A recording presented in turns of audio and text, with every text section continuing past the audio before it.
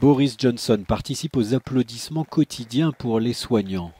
Pourtant, son gouvernement conservateur est accusé d'hypocrisie en ayant tourné le dos à plusieurs de ces mêmes soignants pendant la crise du coronavirus.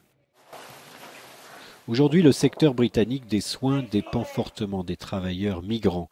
Mais à partir de la fin de cette année, le projet de loi du gouvernement sur l'immigration après le Brexit devrait mettre fin à la libre circulation des personnes venues de l'Union européenne.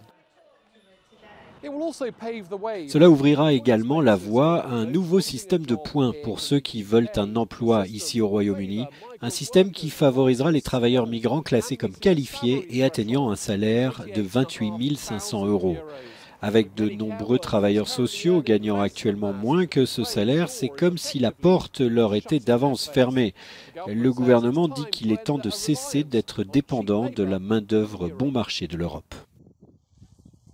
Sandhya, qui est venue de Lituanie, est une aide familiale à domicile. La pandémie a fait qu'elle s'est retrouvée confinée avec cette dame âgée dont elle s'occupe depuis 11 semaines.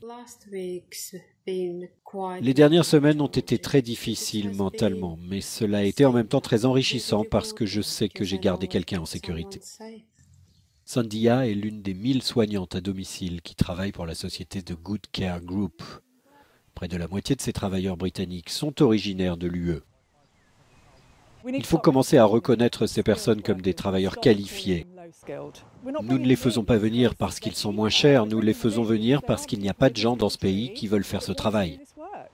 Le gouvernement affirme que l'immigration n'est pas la solution au problème du secteur des soins. Pourtant, les services de santé ne voient pas bien comment ils pourraient vivre sans les travailleurs migrants qui sont là aujourd'hui. Nous devons très clairement être inscrits sur la liste des secteurs en pénurie. Cela nous permettrait de recruter des soignants.